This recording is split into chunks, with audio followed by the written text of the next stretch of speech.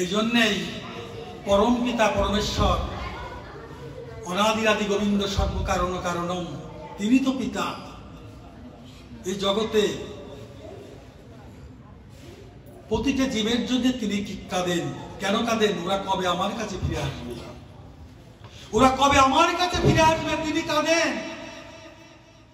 এসেছি তার চরণ থেকে, আবার চরণে গিয়ে পৌঁছাতে হবে আমাদের। আর যদি পৌঁছাতে না পারি, ঘূর্ণিপাকের মতো ৮৪ লক্ষ জনই ভ্রমণ করতেই হবে। তাই এমন যোগ্যতা আমার নেই যে আমি সাধন ভজন করে, কলিযুগের মানুষ আমরা, ক্ষীণকণ্ঠ স্বল্প আয়ু অন্নগত প্রাণ, একাদশী করেছি, হ্যাঁ, কত কষ্ট হইতে, মানে একদিন সেই ফল আহার দুগ্ধ আহার করে মানে কত কষ্ট হয়। কেন হবেই না কেন? কলির ক্ষীণকণ্ঠ স্বল্প আয়ু অন্নগত প্রাণ, অন্ন না খেলেই জীবন চলে না। তাহলে সাধন ভজন করার মতো যোগ্যতা তো কলিযুগে নেই। তাই ভগবান কি করলেন? নিজে যে সত্য যুগে শ্রদ্ধাম তিতায় পূজন দাপরে ভজন, কলিতে হরিনাম সংকীর্তন। কলিকালে নাম রূপে কৃষ্ণ অবতার, সর্বযজ্ঞ হইতে কৃষ্ণ নাম যজ্ঞসার। তিনি সেই ব্রজপ্রেম, এই ব্রজপ্রেম নিয়ে আসলেন। কোথায় আসলেন? শ্রীধাম নবদ্বীপে। কেন আসলেন? এই কলিযুগ তিনি তো দেখলেন পরম পিতা পরমেশ্বর ভগবান যে কলিযুগের জীব, এর সাধন ভজন করার মতো যোগ্যতা নেই। কেননা একমাত্র হরিনামকে যদি সম্বল করতে পারে, নামাশ্রিত হতে পারে, এই নামের তরিতে একদিন নামাশ্রিত যদি হওয়া যায়, এই নামের তরি নিয়েই একদিন ভবসিন্ধু পাড়ি দিয়ে গোবিন্দের আতুল চরণ পদ্মে লাভ করবে।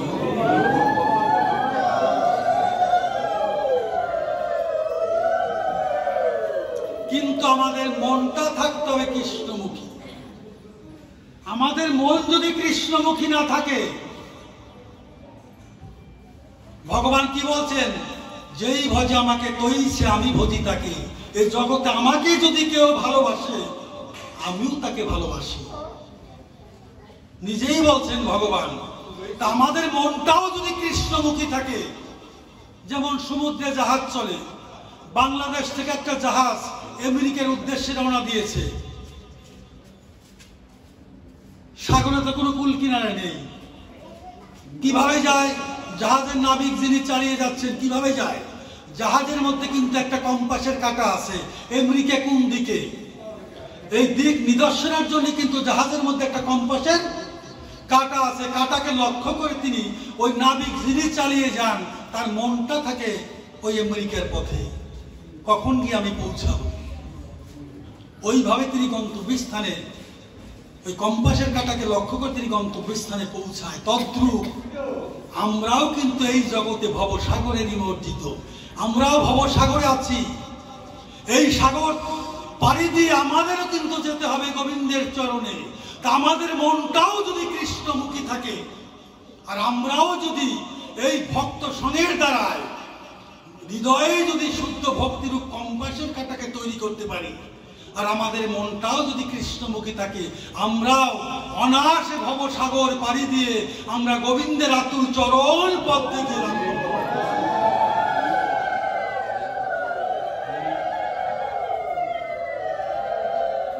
তাই আজ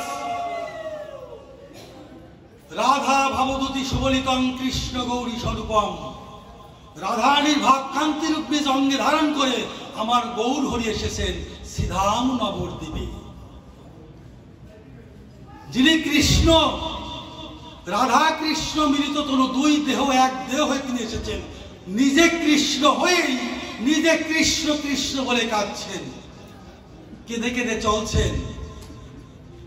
কৃষ্ণ কৃষ্ণ বলে বলে কেঁদে কেঁদে চলছেন গঙ্গার পাড় দিয়ে।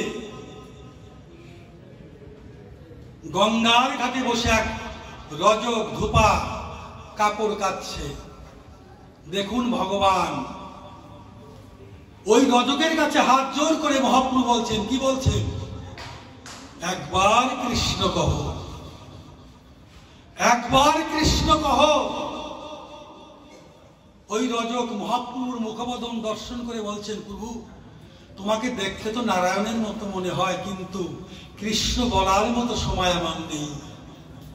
আমি যে কৃষ্ণ বলবো এই বলার মতো সময় আমার নেই। এই কাপড়গুলো প্রস্তুত করতে না দিতে, মালিককে দিতে না পারলে আমি অর্থ পাবো না, আমার সংসারও চলবে না। এই জন্য কৃষ্ণ বলার মতো সময় আমার নেই। মহাপ্রভু বলছেন, ও তাহলে কৃষ্ণ বলার বাধা তোমার এই কাপড়গুলো, এই কাপড়গুলো আমার কাছে দাও, আমি প্রস্তুত করে দেই, অন্যথায় তুই প্রাণ ভরে কৃষ্ণ কর। দেখুন ভগবান কত আরতি, কত আরতি নিয়ে তিনি জগতে এসেছেন। তৎকালীন সময় নামের বন্যায় ভাসছে শ্রীরাম নবদ্বীপবাসী। আজ ওই শ্রীরাম নবদ্বীপে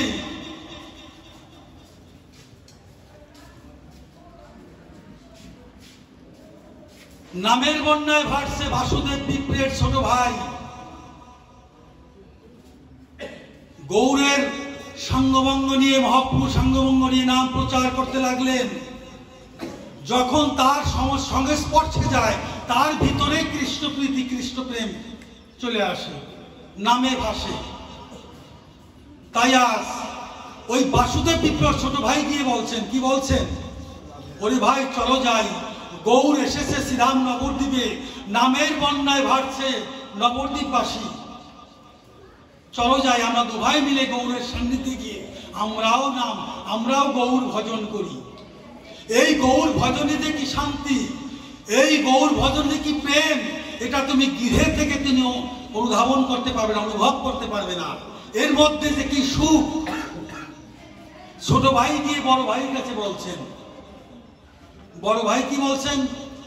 ওরে ভাই, আমি সংসারে থেকে যে সুখে আছি, এই সংসারের মধ্যে থেকে যে সুখে আছি, এ সুখ আমি গৌর ভজনেও পাবো না। কেননা তার তো কোনো অভাব নেই, জমিদার ধন ঐশ্বর্য অভাব নেই।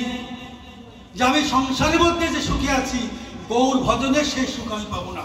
তোমার বৌদি, আমার পুত্র সন্তানদের কাছে যে ভালোবাসা পেয়েছি, আমি গৌর ভজনেও আমি সে ভালোবাসা পাবো না। কথাটা বললেন। হঠাৎ কয়েকদিন যেতে না যেতেই বাসুদেব বিপ্র শুয়ে আছেন, পালঙ্কে শুয়ে আছেন। হঠাৎ করে তার গায়ে কুষ্ঠরোগ দেখা দিল। দেখুন, স্ত্রী আমার, পুত্র আমার, সন্তান আমার, বাড়ি আমার, গাড়ি আমার, ব্যাংক ব্যালেন্স আমার, সমস্ত কিছুই কিন্তু আমার। এই জন্যই সনাতন গোস্বামী মহাপ্রভুর কাছে জিজ্ঞাসা করলেন যে, প্রভু এই বিশ্ব জগতে সকলই আমার, আমি কার? এই জগতে সকলই তো আমার, কিন্তু আমি কার? মহাপ্রভু বলছেন, সনাতন গোস্বামী বলছিলেন, সনাতন এই বিশ্ব জগতে শুধু তুমি নয়, আমরা সবাই সেই গোবিন্দের দাস। তো বাসুদেব বিপ্র যাদেরই আমার আমার করেছেন, সেই স্ত্রী কি বলছেন? স্ত্রী স্বামীর গায়ে কুষ্ঠরোগ দর্শন করে দেখে সন্তানদের নিয়ে একটা মিটিং করলো। রে খোকা, দেখে যা, তোর বাবার গায়ে কুষ্ঠরোগ দেখা দিয়েছে, তোর বাবার গায়ে কুষ্ঠরোগ দেখা দিয়েছে, একে নিয়ে তোর এক সংসারে থাকা চলে না। ছোঁয়া হিসেবে দিই, তোর বাবার হয়েছে, তার সংস্পর্শে গেলে আবার কার আমাদেরও হতে পারে। তখন কি করলেন? পুত্ররা বলল, ওমা, দর্শন করে। তখন পুত্ররা কন্যারা বললেন, ওমা, এই কথাটা তো আমাদের বুকের মধ্যে এসেছিল, মুখে বলতে পারি, তুমি কি ভাববে? তাহলে এক কাজ করো, এই পিতাকে বাড়ির আঙ্গিনা থেকে দূরে এক জায়গায় রেখে আসো। কাকস্য পরিবেদনা, কেউ কারো নয়। 2 মাস, 3 মাস, 4 মাস, 6 মাস এক জায়গায় বিছানায় পড়ে থাকলে কে কার, তখন বোঝা যাবে যে জগতে আপন কার, কে আপন। তো পুত্ররা বললেন, একে বাড়ির আঙ্গিনা থেকে একটু দূরে রেখে আসো। পারিপার্শ্বিক লোক ডেকে এনে বাসুদেব বিপ্রকে ধরে নিয়ে দূরে, বাড়ি থেকে দূরে একটা তালপাতার কুটির নির্মাণ করে সেখানেই রেখে দিলেন। ক্ষুধায় তৃষ্ণায় চিৎকার করে তখন এক মুষ্ট অন্ন দেয় গিয়ে, শ্রীগাল কুকুরকে যেমন দূর থেকে দেওয়া হয় ওইভাবে গিয়ে তাকে অন্ন দেয়। ওইভাবে অন্ন খেতে খেতে মনে মনে চিন্তা করে, ওরে ভাই, তুই বলেছিলি গৌর ভজন করার জন্য, আমি তো বুঝিনি এই কি সংসার। তুই তো বলেছিলি গৌর ভজন করার জন্য, গৌরের সান্নিধ্যে যাওয়ার জন্য, আমি তো বুঝিনি এই কি সংসার। থুবড়ে থুবড়ে কাঁদতে কাঁদতে কুষ্ঠে ঘা হয়ে গেল, পোকা পড়ে গেল। মনে মনে চিন্তা করে, গৌর হরি ৮৪ লক্ষ জনি ভ্রমণ করে দুর্লভ মনুষ্য জন্ম পেয়েছিলাম, চেয়েছিলাম এই জন্মে তোমার সাধন ভজন করার মতো, কিন্তু আমার সাধন ভজন তো আমার হলো না।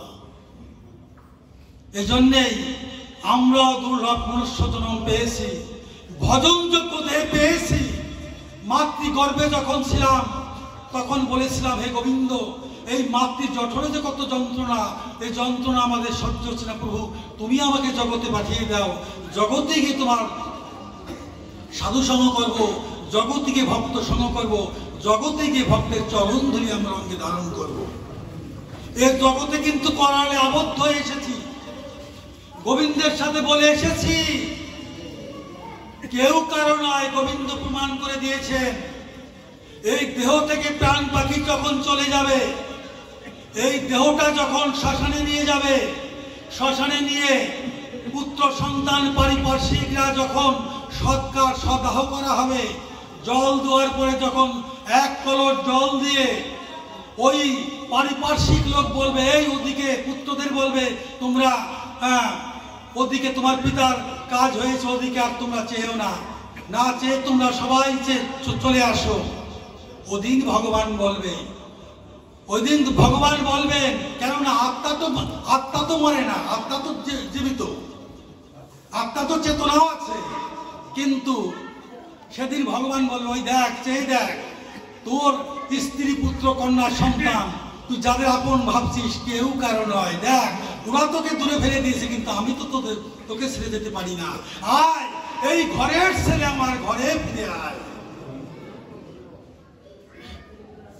ভগবান সেদিন ফেলে যাবে না। তাই আজ তাহলে দুর্লভ মনুষ্য জন্ম পেয়েছি, এই ভজন যোগ্য দেহে পেয়েছি, ভজন হলো না। এই জন্য মনুষ্য জন্মের সার্থকতা কোথায়? একমাত্র গোবিন্দ ভজনে। তাহলে ভজনচ্যুত হয়েছি। এই জগতে দুর্লভ মনুষ্য জন্ম পেয়েও আমরা গোবিন্দের সাধন ভজন হলো না, ধিক হলো মনুষ্য জন্ম। তাই পদকর্তা তার ভাষায় বললেন,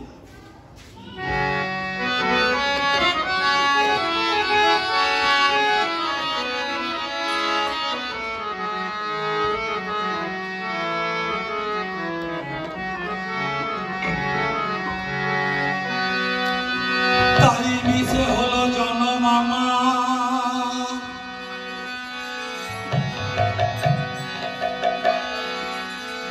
কৃষ্ণ ভজন বিনে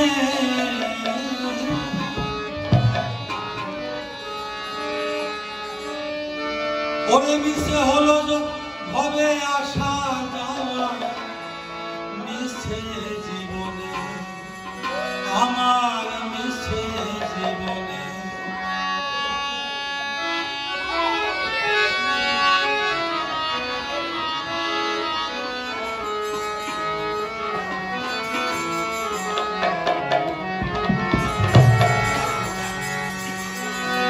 মিছে হলো জন্ম আমার, কৃষ্ণ ভজন বিনে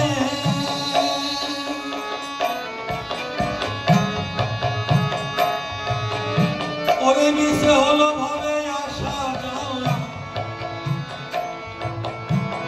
মিছে জীবনে আমার, মিছে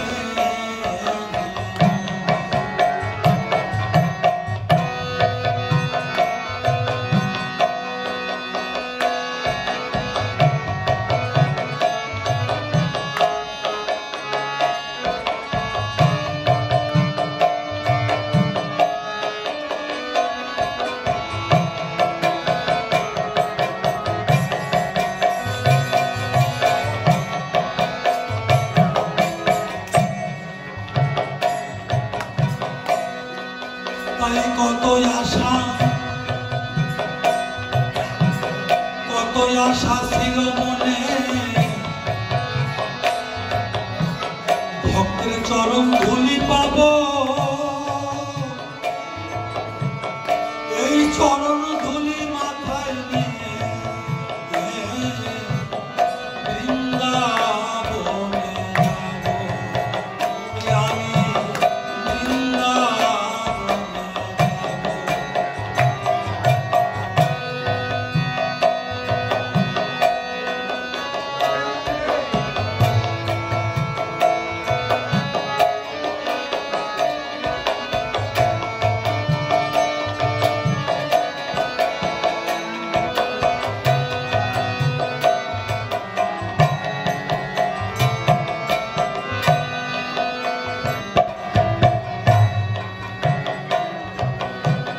তাই কত আশা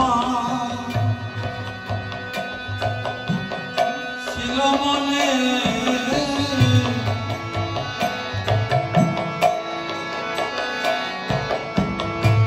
ভক্তের চরণ ধুলি পাবো,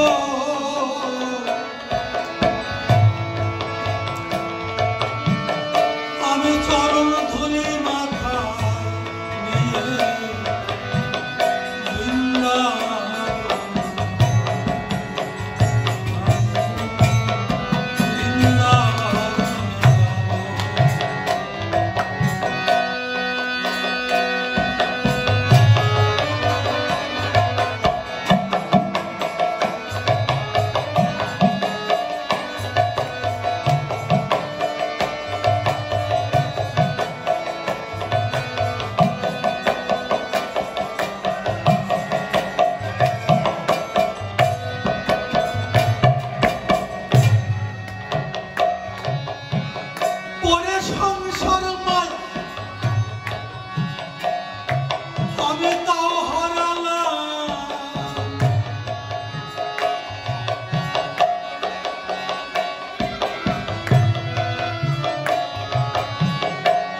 সংসার মায়ায় তাও হারালাম, আমি পরে মায়া বাঁধনে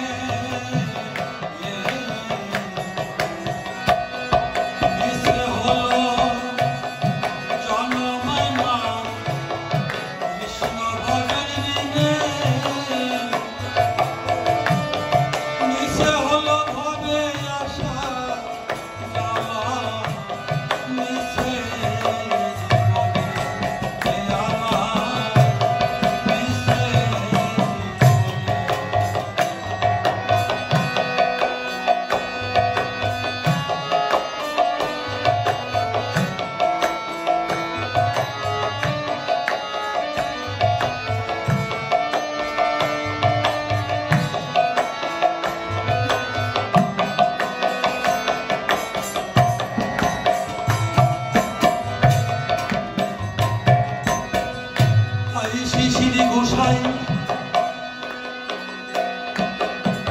শিশিরি গোসাই কেঁদে বলে আমার জন্মটা হলো এই ভক্তের ধুলি পাবার আশে,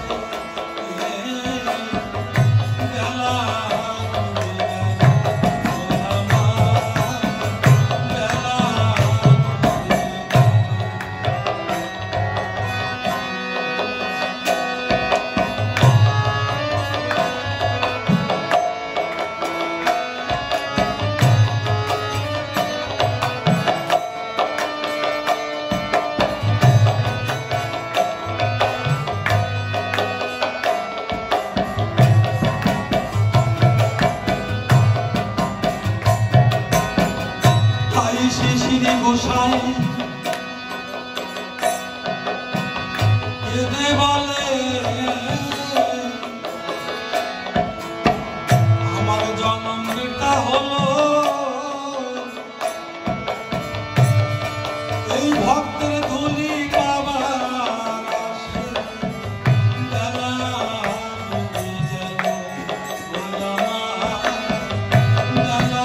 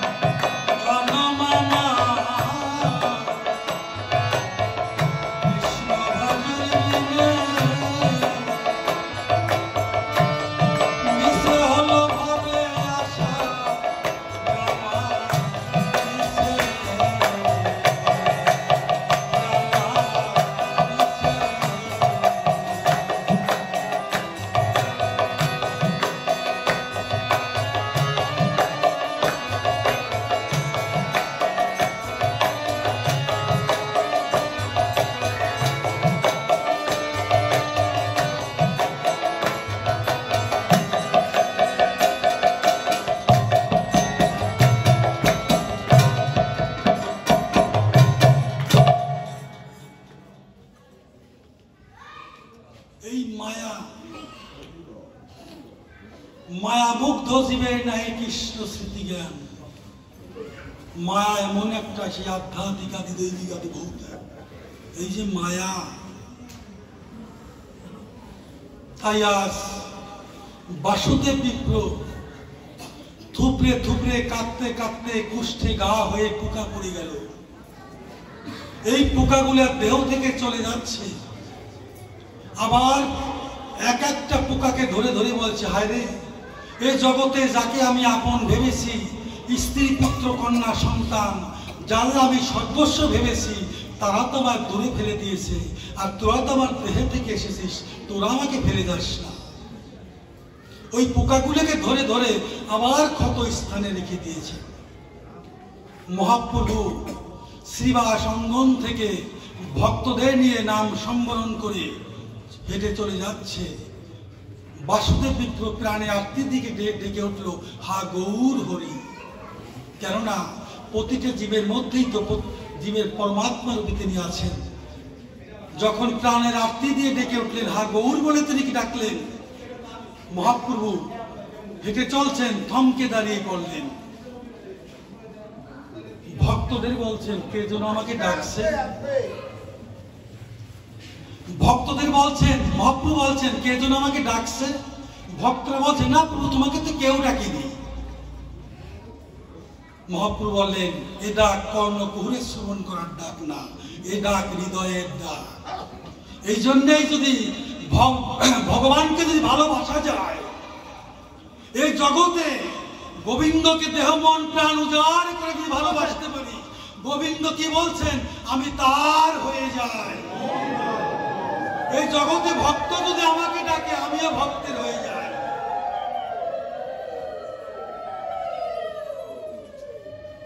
তাই ভক্তদের বলছেন, এটা কর্ণকুহরে শ্রবণ করার ডাক না, ডাক হৃদয়ের ডাক। বাসুদেব বিপ্র ওই কুষ্ঠ ব্যাধি নিয়ে উনি চিন্তা করতে করতে প্রভুর চরণ তো দর্শন হল না। যাই, প্রান্ত আছে দেহে, যাই গৌরের সান্নিধ্য লাভ হয় কিনা, ওইভাবে তিনি ধুলায় ধূসরিত হয়ে হয়ে শ্রীবাস অঙ্গনে গিয়ে যখন উপস্থিত হয়েছেন, দেখছেন প্রভু চলে গিয়েছে। ভক্তরা দাঁড়িয়ে আছেন, হাত জোর করে বলছেন, প্রভু তো দাঁড়িয়েছিল, তোমরা কি বলতে পারো প্রভু কোথায় দাঁড়িয়েছিল, তার চরণ ধূলিটুকু আছে কিনা। যখন চরণ ধূলি প্রভু কোথায় দাঁড়িয়েছিল, যখনই বলছেন, ওখানে গিয়ে হা গৌর বলে তিনি আবার ডেকে উঠলেন। মহাপ্রভু দৌড়ে এসে বাসুদেব বিপ্র সম্মুখে দাঁড়িয়ে পড়লেন, সম্মূর্তিতে দাঁড়িয়ে পড়লেন। বাসুদেব, তুমি আমাকে ডেকেছো, প্রভু তুমি এসেছো, দেখো আমার গায়ে দুরারোগ্য সেই কুষ্ঠ ব্যাধি পোকা পড়ে গেছে, তুমি প্রভু ওখানে দাঁড়িয়ে থেকো, তুমি আমার সম্মুখে শোনা, তুমি দূরে দাঁড়িয়ে থেকো। মহাপ্রভু বলছেন, বাসুদেব, তুমি যদি তোমার সম্মুখে আমাকে যেতে না দিবে, তোমাকে স্পর্শ করতে না দিবে, তাহলে তুমি হা গৌর বলে আমাকে কেন ডাকলে? তুমি আমাকে হা গৌর বলে আমাকে কেন ডাকলে? মহাপ্রভু জোর করে এসে বাসুদেব বিপ্রকে জড়িয়ে ধরলেন। ওই গলা পচা দেহটাকে মহাপ্রভু জড়িয়ে ধরলেন। যখনই জড়িয়ে ধরলেন, মহাপ্রভুর অঙ্গ পরশে সমস্ত কুষ্ঠ দূরীভূত হয়ে তপ্ত কাঞ্চন সোনার দেহটা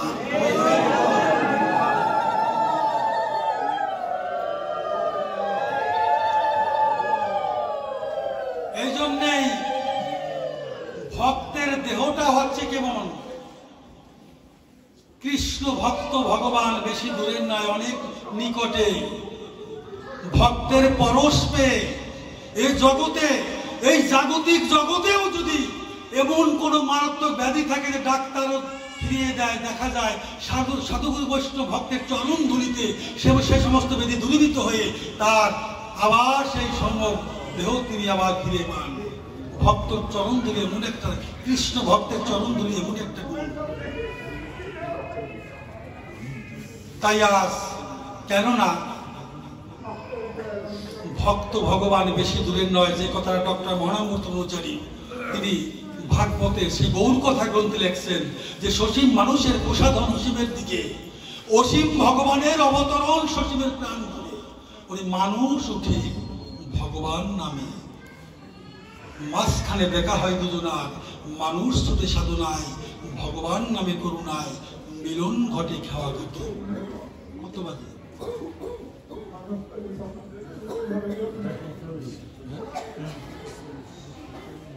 এই জন্যেই ভগবান যে কথাটা বলছেন যে ভগবান নিজে এই কলিহত জীবকে উদ্দেশ্য করে ডাকছেন, তোরা কান পেতে থাক। দেখুন একটা বাস্তব প্রমাণ, এই আসরে যখন হরিনাম সংকীর্তন হয়, আমরা 5 দিন ব্যাপী হরিনাম সংকীর্তন শ্রবণ করি। দেখুন ভক্তের সংস্পর্শে কি হয়। এটা কিন্তু এখন হচ্ছে না, কিন্তু ভক্ত সঙ্গে সেটা হয়। কি হয়? আমরা 5 দিন হরিনাম সংকীর্তন শ্রবণ করার পরে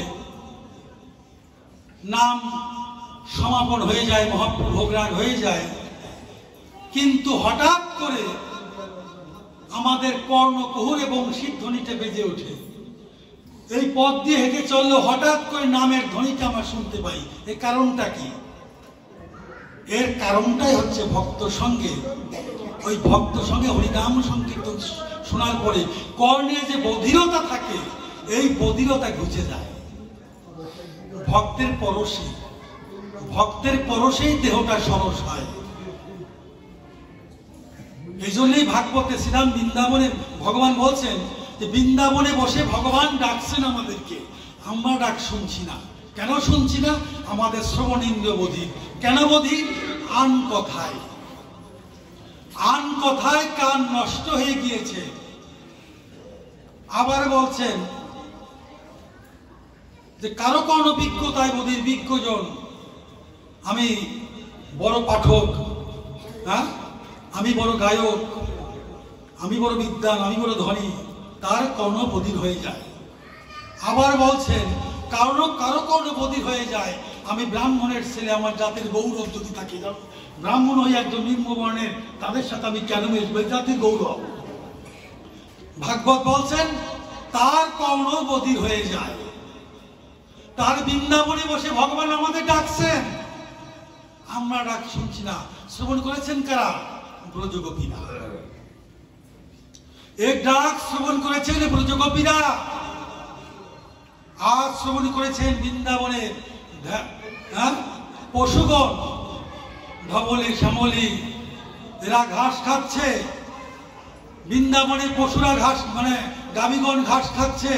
ভগবান বংশীধ্বনি করেছে, মুখের ঘাস ছেড়ে দিয়ে তারা অপলকনে তাকিয়ে থাকে, বংশীধ্বনি কর্ণকুহুরে শ্রবণ করে। বাসরিগণ মাতৃ দুগ্ধ পান করেছেন, ভগবান বংশী ফুৎকার করেছে, মাতৃ স্তন ছেড়ে দিয়ে তারা অপলকনে তাকিয়ে থাকে, ভগবানের বংশীর ধ্বনি শ্রবণ করে। তাহলে পশু হয়েও তাদের এত কৃষ্ণ প্রেম, পশু হয়েও তাদের কৃষ্ণ প্রীতি, আর আমাদের মনুষ্যকলে এসেও কিন্তু সেই প্রেম, সেই অনুভূতি আমাদের ভিতরে নেই। তাহলে এই মনুষ্যকুল থেকে আমাদের পশুকুলেই ভালো ছিল। এই মনুষ্যকুল পাওয়ার থেকে এই জগতে এসে যখন গোবিন্দ ভজনই হলো না আমাদের, তাহলে পশুকুলে যাওয়াই ভালো ছিল আমাদের। পশুর তো কোনো বিচার হবে না এই জগতে। পশুর মৃত্যুর পরে তো পশুর আত্মার তো কোনো বিচার হবে না, কিন্তু মনুষ্য দেহের তো বিচার হবে। তুমি কল দিয়ে গিয়েছিলে জগতে, সাধু সঙ্গ ভক্ত সঙ্গ করবে, ভগবত ভজন করবে, হরিনাম করবে, তুমি তা কিছু করোনি। শাস্তি কাঠগড়ায় তো যেতে হবে, দাঁড়াতে হবে।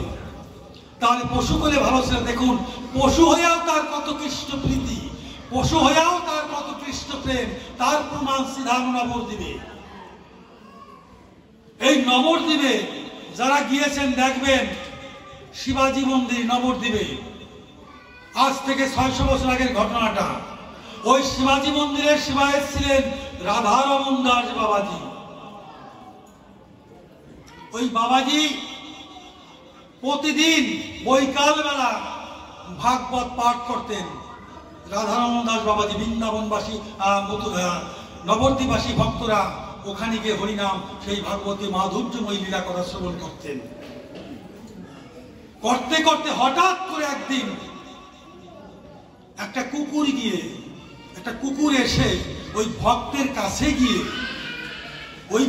কাছে গিয়ে দুহাত বেরিয়ে দিয়ে ও হরি কথা কৃষ্ণ কথা শ্রবণ করতে লাগলেন। তো হরি কথা কৃষ্ণ কথা শ্রবণ করতে করতে এমন একটা পর্যায়ে ওই কুকুরেরও সে হরি কথা কৃষ্ণ কথা শ্রবণ করছে না, নয়নে প্রেম বরিশন হচ্ছে, অশ্রু বরিশন হচ্ছে। ভক্তরাও দেখতে লাগলেন, হায় রে, একটা পশু হয়েও তার এত কৃষ্ণ প্রীতি, এত কৃষ্ণ প্রেম। ওইভাবে দর্শন করেছেন।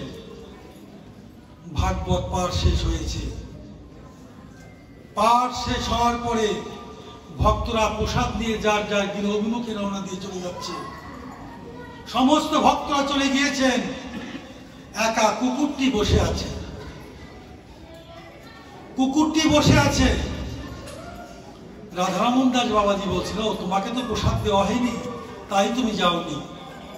বাবাজি কি করেছে, মন্দিরে গিয়ে একটা পাত্রে প্রসাদ নিয়ে এসে কুকুরের সম্মুখে দিয়ে বলছে, তুমি প্রসাদ লও। তো যখন কুকুরের সম্মুখে প্রসাদ দিয়েছেন, ওই কুকুরটা প্রসাদ দিচ্ছে না। যখন বাবাজি ওই কুকুরের মাথায় হাত দিয়েছেন, তুমি প্রসাদ গ্রহণ করো, যখন মাথায় হাত দিয়েছেন, ওই কুকুরটা বাবাজির চরণে পড়ে দেহ ত্যাগ করেছেন। বাবাজির চরণে পড়ে দেহ ত্যাগ করেছেন। ওই রূপ দর্শন করে হতবাক হয়েছে রাধারমণ দাস বাবাজি, হায় রে কি ঘটনা। মনে মনে চিন্তা করলেন, হায় রে, তোর পশু জন্ম তো সার্থক হলো। তুই পশু হয়েও তো পশু হয়েও যায় এত কৃষ্ণ প্রীতি, তোর এই পশুকুল থেকে উদ্ধার হয়ে গোবিন্দের চরণ পদ্ধতি লাভ করবি। আজ কি করেছেন, যে পশু হলেও তো তুই সাধারণ পশু না। যার কৃষ্ণ নামে বিগলিত ধারায় অশ্রু বরিশন হয়, সে তো পশু হলেও সাধারণ পশু তো সে হতে পারে না। বাবাজি কি করেছে, ওই পশুটাকে জড়িয়ে ধরে পরিক্রমা করে সংকল্প করলেন। কি করলেন, ওকে নবদ্বীপে সেই বালুকাদির মধ্যে সমাধিস্থ করলেন। সমাধিস্থ করে মনে মনে চিন্তা করলেন, আমি কুকুরে একটা বৈষ্ণব সেবা দেব। এই কুকুরের বিধায়ী আত্মার জন্য আমি একটা বৈষ্ণব সেবা দেব।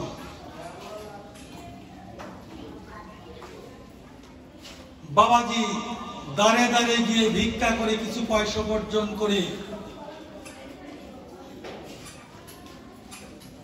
পূর্ব দিবসে, বৈষ্ণব সেবার পূর্ব দিবসে শ্রীরাম নবদ্বীপে যত কুকুর দর্শন করেছেন, হাত জোর করে তাদের নিমন্ত্রণ করেছেন, হ্যাঁ গো, তোমাদের সহজন এহলোক থেকে পরলোক ধামে গমন করেছে, তার বিদেহী আত্মার জন্য আমি একটা বৈষ্ণব সেবার আয়োজন করেছি।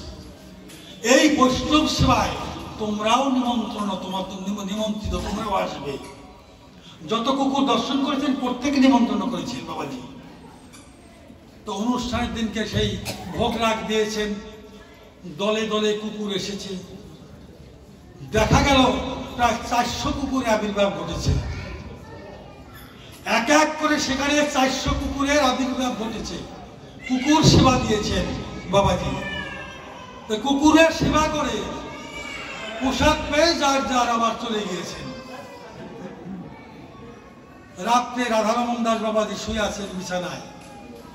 স্বপ্ন যোগে দেবতারা দর্শন দিয়েছেন, রাধারমণ, তোমার ওই কুকুরের বৈষ্ণব সেবায় দেখো আমাদের দেবদুর্লভ দেহ, এই দেবদুর্লভ দেহ পেয়েও আমরা তোমার ওই বৈষ্ণব সেবায়, কুকুরের বৈষ্ণব সেবায়, কুকুর দেহ ধারণ করে তোমার ওই বৈষ্ণব সেবায় আমরা উপস্থিত হয়েছি। এই জন্যেই যে আমার জন্ম যদি হয় পশুকুলে, যেন কৃষ্ণ ভক্তের সঙ্গ মেলে। এই জগতে ভগবান সরৈশ্বর্যপূর্ণ, ভগবান সম্পূর্ণ আত্মবিস্মৃত। কার কাছে? ভক্তের কাছে। ভগবান ভক্তের কাছে তার ভগবত্তা প্রকাশ নেই। তাই যদি হতো ভগবান তারই শাখা উদ্ধবকে পাঠিয়েছেন বৃন্দাবনে। কেন পাঠিয়েছেন? উদ্ধবকে দেখানোর জন্য, উদ্ধব দেখো এই জগতে সম্বন্ধে কি হয়, যে সম্বন্ধ লইয়া ভজে তারে কৃষ্ণ নাহিতেছে আর সব মনে কারণ সম্বন্ধ, যে শান্ত দাস্য সাক্ষ্য বাৎসল্য মধুর, এই পাঁচটা রসের একটা রসকে আশ্রয় করে ভজন করতে হবে। দেখো উদ্ধব, তুমি বৃন্দাবনে গিয়ে দেখো পুত্র বিরহে কৃষ্ণ কি উদ্ধব তো জানেন, কি জানেন? কৃষ্ণ ভগবান। উদ্ধব তো জানেন কৃষ্ণ ভগবান। উদ্ধবকে পাঠিয়েছে। কেন পাঠিয়েছে? তুমি গিয়ে দেখো আমার পিতা নন্দ মহারাজ কেমন আছে, আমার মাতা যশোমতী কেমন আছে, রাধারানী কেমন আছে, সখীরা কেমন আছে। উদ্ধব গিয়েছেন বৃন্দাবনে। তো অদূরেই দেখতেছেন পিতা নন্দ মহারাজ কাঁদতে কাঁদতে একেবারে অন্ধের ন্যায় অবস্থা পিতা নন্দ মহারাজের। তো যখন গিয়েছে তখন দেখতে পাচ্ছে যে আমার কৃষ্ণ বুঝে আসছে। যখন কাছে গিয়েছে, ও উদ্ধব, বর্তমান উদ্ধব, কৃষ্ণর চেহারা উদ্ধবের চেহারা একেবারে সেম সেম চেহারা, তুমি এসেছো, আমার কৃষ্ণ কেমন আছে। ওইভাবে কৃষ্ণ কৃষ্ণ বলছে, না একেবারে মানে বিগলিত ধারায় কাঁদছে। তখন উদ্ধব সান্ত্বনা বাক্য দিয়েছে কাকে? পিতানন্দ মহারাজকে। পিতা, আপনি পুত্র পুত্র বলে কাঁদতেছেন কেন? কৃষ্ণ তো আপনার পুত্র নয়। কৃষ্ণ যে সেই বৈকুণ্ঠ বিহারী, অনাদিরাদি গোবিন্দ সর্বকারণ কারণ। আপনি কৃষ্ণ কৃষ্ণকে পুত্র বলে কাঁদছেন কেন? কৃষ্ণকে আপনি পুত্র। নন্দ মহারাজ কি বলেছিলেন? উদ্ধব, তুমি শাস্ত্রের মূর্তি, জ্ঞানের ভান্ডার, তা আমি জানি। তুমি তো শাস্ত্রজ্ঞ, আমি জানি। দেখো উদ্ধব, এই জন্যই বলছেন শাস্ত্রে, কি বলছেন?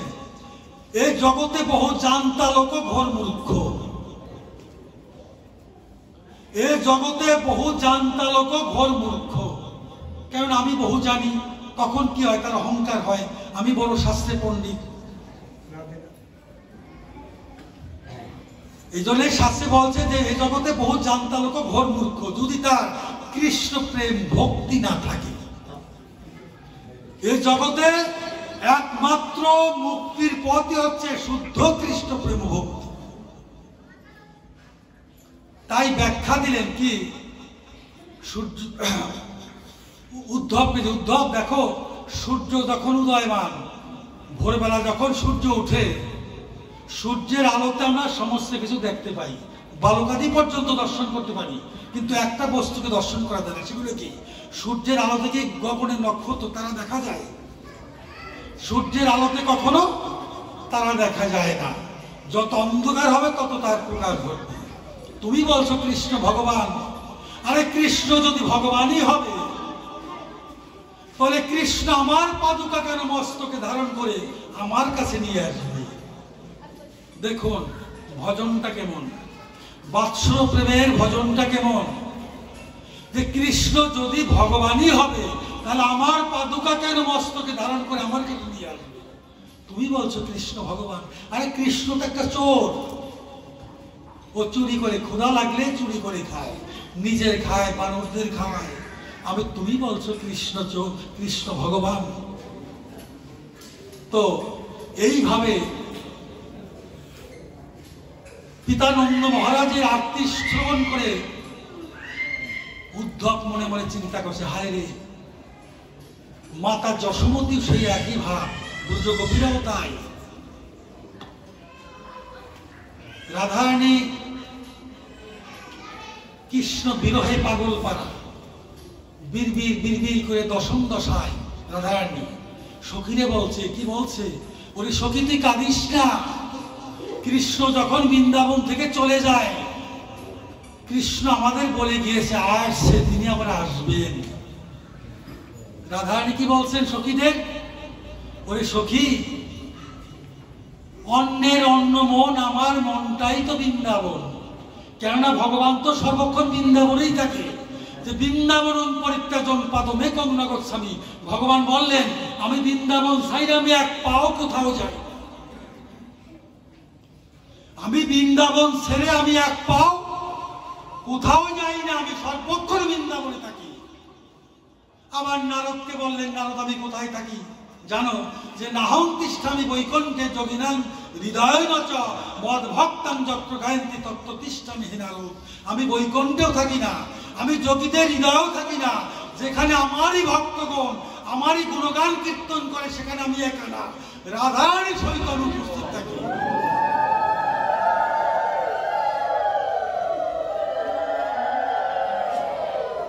তাই যখন দশম দশায় রাধারানী বিড়বিড় করে বলছেন, ললিতা সখীরা গিয়ে বলছে, ওই রাধে তুই কাঁদিস না, কৃষ্ণ যখন চলে যায় তখন আমাদের বলে গিয়েছে আর সে তিনি আবার আসবেন।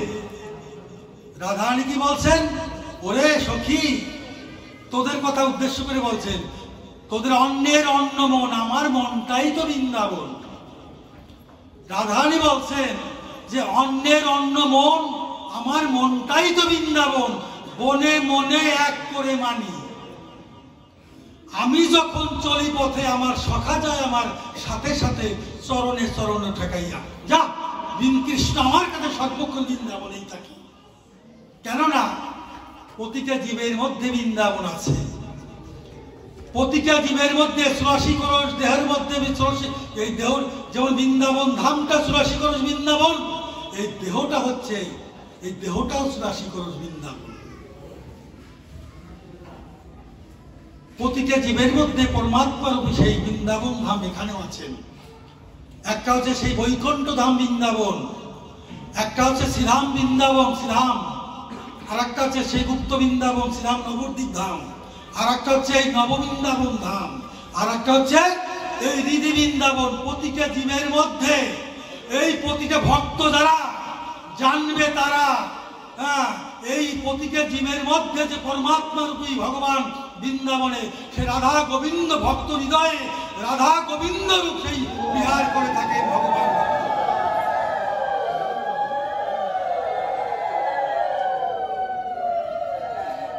এই জন্যই ভগবান বলছেন, আর দীর্ঘায়ু করব না পাঠ,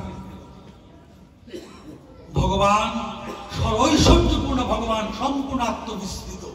কত বড় ভগবান কত ছোট হয়ে যান, এটাই তার মাধুর্য। এই জন্য প্রতিটা লীলাক্ষেত্রে ভগবানের দুইটি প্রকাশ, একটা হচ্ছে ঐশ্বর্য, একটা হচ্ছে মাধুর্য। ঐশ্বর্য হচ্ছে মহত্ব, ভগবান বিরাট সর্বৈশ্বর্যপূর্ণ ভগবান, আর একটা হচ্ছে মাধুর্য, বীরত্বের প্রকাশ। যার ভয়ে বিশ্ব জগতে সমস্ত জীব ভীত, দেবতারা পর্যন্ত ভীত, যার ভয়ে ভীত তিনি ভীত। কার কাছে? মা যশোমতীর কাছে। এটা কিসে? ভালোবাসায়। তাহলে শুধু সমাগত ভক্ত মায়েরা, আমরা যেন এই ভক্ত সঙ্গ করে ভক্তের সংস্পর্শেও গিয়েও যেন আমরা এই বাসাটা যেন ভালোবাসা করতে পারি, এবং যার যার স্ব গুরুর মহিমা কৃপায় যেন এই বাসাটাকে যেন ভালো করতে পারি। তাই